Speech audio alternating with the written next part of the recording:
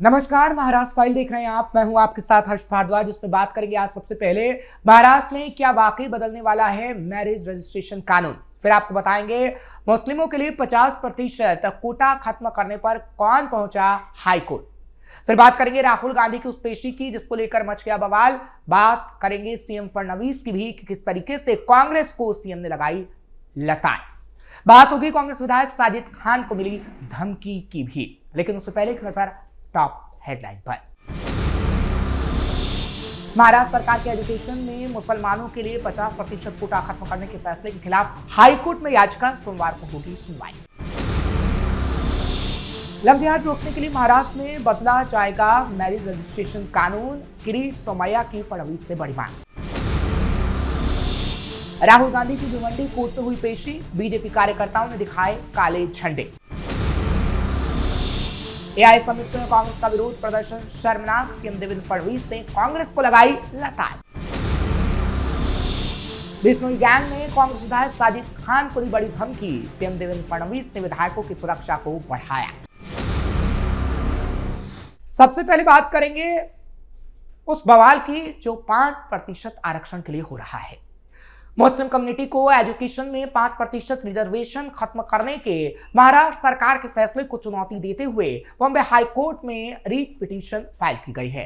Advocate Ejaz Naqvi की ओर से file की गई पिटीशन में महाराष्ट्र सरकार द्वारा जारी 17 फरवरी के गवर्नमेंट रेजोल्यूशन यानी जीआर को चुनौती दी गई है, जिसमें 2014 के ऑर्डिनेंस को वापस ले लिया गया। इस ऑर्डिनेंस ने मुस्लिम कम्युनिटी की 50 जातियों को एजुकेशन के लिए 5% रिजर्वेशन दिया था।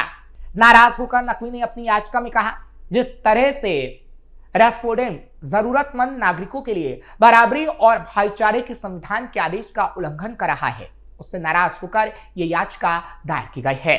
उन्होंने कहा, संविधान के बेसिक स्ट्रक्चर को बदला जा रहा है, जिसका दावा 1946 में हम सभी से, हमारे पूर्वजों से भी किया गया था।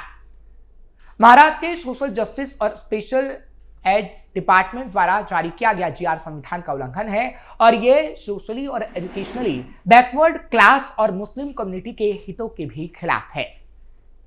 नकवी के मुताबिक राज्य में कांग्रेस और एनसीपी की तत्कालीन सरकार ने जुलाई 2014 में सरकारी नौकरियों और एजुकेशन के लिए मराठा कम्युनिटी को 16% और मुसलमानों को 5% कोटा देने का फैसला किया था।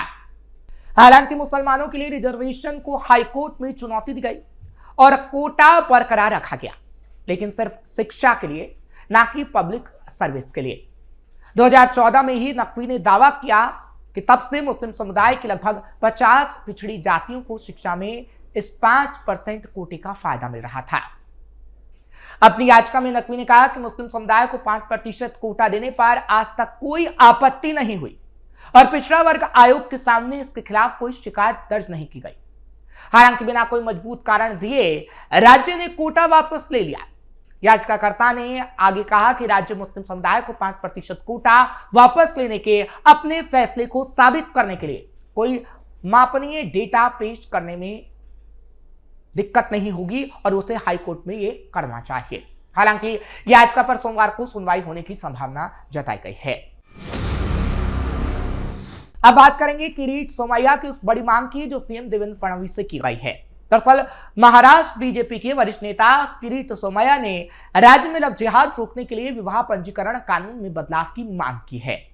सोमैया ने शनिवार को मुख्यमंत्री देवेंद्र फडणवीस को इस संबंध में एक पत्र भी लिखा है।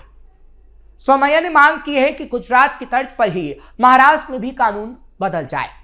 हालांकि गुजरात में मुख्यमंत्री भूपेंद्र पटेल की अगुवाई वाली राज्य सरकार द्वारा विवाह पंजीकरण में माता पिता को शामिल करने का फैसला किया गया है।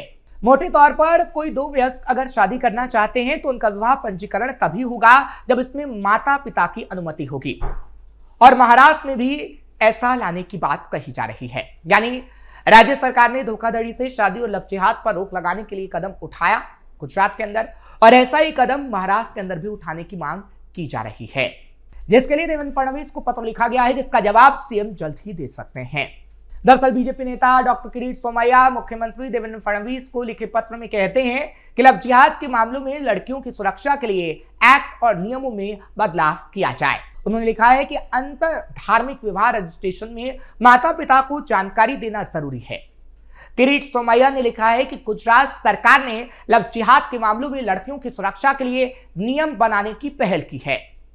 पिछले कुछ सालों में हम देख रहे हैं कि कई लव जिहाद मामले में मुस्लिम लड़के माता पिता के सपोर्ट से 14 से 18 साल की लड़कियों को बहलाते हैं, फुसलाते हैं, धर्मांतरण कराते हैं और लव जिहाद करते हैं। किरीट सोमैया ने पत्र में लिखा है कि जैसे ही लड़कियां 18 साल की हो जाती हैं, ऐसे मुस्लिम लड़के लड़की को ले जाते हैं और शादी करके उन्हें उत्तर प्रदेश के आजमगढ़ और कुछ हिस्सों में ले जाया जाता है। मैंने महाराष्ट्र में ऐसी कई घटनाएं देखी हैं जहां मुस्लिम लड़कों ने एक तरह से हिंदू लड़कियों को धोखा दिया। गुजरात सरकार ने ऐसी लड़कियों को सुरक्षा देने के लिए कदम उठाए हैं। इस तरह के लव जिहाद मैरिज रजिस्ट्रेशन से पहले लड़कियों के माता पिता को जानकारी देना जरूरी कर दिया जाए।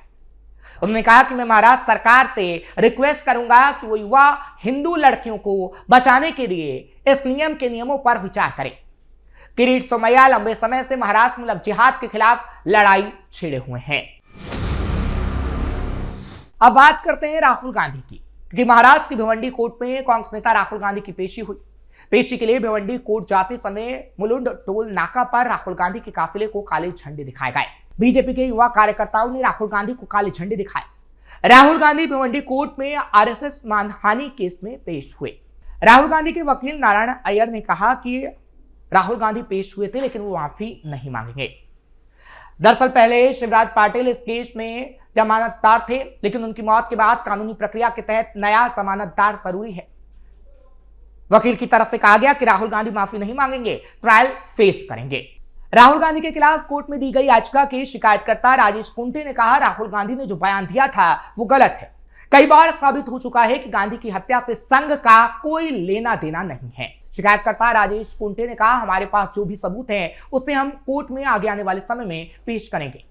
पहली सुनवाई के वक्त मेरे वकील ने राहुल गांधी से कहा था कि अगर वो माफी मांगते हैं तो हम केस पीछे ले लेंगे, लेकिन वो नहीं माने। मैं बचपन से संघ में हूं, स्वयंसेवक संघ के रूप में काम करता हूं, मेरा पूरा परिवार संघ में है। इस केस को लेकर संघ के बड़े पदाधिकारियों से बात नहीं होती है।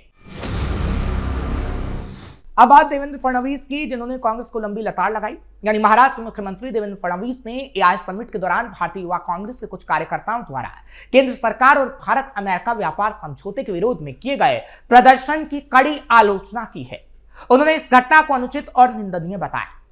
दरअसल मुख्यमंत्री ने सोशल मीडिया मंच एक्स पर जारी बयान में कहा कि इस तरह का प्रदर्शन देश की छवि को प्रभावित करता है। अंतर्राष्ट्रीय मंच पर आयोजित तकनीकी सम्मेलन के दौरान इस प्रकार की गतिविधियां भारत के नेतृत्व और प्रतिष्ठा को काफी नुकसान पहुंचाती हैं और कांग्रेस हमेशा से यही करती है क्योंकि उसकी ऐसी आदत है। उन्होंने कहा कि इस मामले में जिम्मेदार लोगों के खिलाफ सख्त कार्रवाई होनी चाहिए। मुख्यमंत्री का मत है कि ऐसे कृत्य देश के सम्मान से जुड़े विषय हैं और इन्हें हल्के में नहीं लिया जाना चाहिए। राज्य के राजस्व मंत्री चंद्रशेखर बावनकुले ने भी इस घटना पर प्रतिक्रिया देते हुए कहा है कि यह कदम भारत की छवि को प्रभावित करने वाला है। उन्होंने आरोप लगाया कि इस तरह की गतिविधियां अव्यवस्था फैलाने का प्रयास दर्शाती हैं। महाराष्ट्र बीजेपी के अध्यक्ष रविंद्र चव्हाण ने कांग्रेस नेतृत्व पर निशाना साधते हुए कहा कि इस प्रकार की राजनीति देश में बिल्कुल नहीं है। वहीं मुंबई बीजेपी के अध्यक्ष तेजिंदर सिंह तिवाना ने भी अंतर्राष्ट्रीय मंच पर हुए इस प्रदर्शन को अनुचित बताया। उन्होंने कहा कि लोकतंत्र में विरोध का अधिकार है, लेकिन उसका स्वरूप और समय भी महत्वपूर्ण होता है। उनके मुताबिक ऐसे अवसरों पर देश की प्रगति और प्रतिष्ठा को प्राथमिकता दी जानी चाहिए। अब बात करते हैं कांग्रेस विधायक की, जिनको बड़ी धमकी मिली है और फडणवीस ने एक्शन भी लिया है। दरअसल अकोला के बीजेपी शहर अध्यक्ष को धमकाने के बाद अब अकोला पश्चिम के कांग्रेस विधायक साजिद खान पठान को बिश्नोई गैंग की ओर से बड़ी धमकी का मामला सामने आया है। शुभम लुड़कर ने उन्हें जान से मारने की धमकी दी है। बताया जा रहा है कि धमकी कैलिफोर्निया से फोन करके दी गई। फोन पर 10 करोड़ रुपए की मांग की गई और कहा गया कि अगर पैसे नहीं दिए तो अंजाम बुरा होगा। विधायक साजिद खान ने इस मामले की जानकारी जिला पुलिस अधीक्षक यानी एसपी को दी है और कॉल रिकॉर्डिंग भी पुलिस को सौंपी है। साथ ही विधायक ने एसपी से आर्म्स लाइसेंस की मांग की। वहीं 16 फरवरी की रात करीब 1:30 बजे मुख्यमंत्री देवेंद्र फडणवीस ने भी साजिद खान को फोन किया था। मुख्यमंत्री ने फोन पर चर्चा कर उन्हें सुरक्षा का आश्वासन दिया। हालांकि उसके बाद वो पुलिस में गए और अब मामला सामने आया। फडणवीस ने कहा कि सरकार उनके साथ है। इसके बाद साजिद खान को अब वाई कैटेगरी की सुरक्षा भी दे दी गई है। विधायकों की सुरक्षा में भारी बढ़ोतरी। वहीं अकोला जिले के एक अन्य विधायक को धमकी मिलने की सूचना मिलते ही पुलिस प्रशासन ने तुरंत कार्रवाई शुरू कर दी। विधायक साजिद खान पठान की सुरक्षा में भारी बढ़ोतरी कर दी गई है और उनकी सुरक्षा के लिए 4 सशस्त्र पुलिसकर्मियों को तैनात कर दिया गया है। इस गंभीर मामले का संज्ञान लेते हुए जिला पुलिस अधीक्षक अर्चित चंदक ने वरिष्ठ पुलिस अधिकारियों के साथ एक आपातकालीन यानी इमरजेंसी बैठक भी की है। इस संबंध में विधायक पठान ने आधिकारिक शिकायत दर्ज कराई है और पुलिस तकनीकी जांच के माध्यम से इस धमकी के स्रोतों का पता लगाने की कोशिश कर रही है कि वाकई ये बिश्नोई गैंग की तरफ से धमकी दी गई है या किसी ने शरारत करने की कोशिश की है। राजस्थान समेत अन्य राज्यों में बिश्नोई गिरोह के संबंधों की भी जांच इस वक्त महाराष्ट्र पुलिस कर रही है। फिलहाल खबरें आपको कैसी लगी कमेंट सेक्शन में जरूर बताइएगा। कैपिटल टीवी को सब्सक्राइब करना ना भूलिएगा। कल फिर आपके सामने महाराष्ट्र फाइल लेकर हाजिर होंगे। मुझे इजाजत दीजिए। नमस्कार।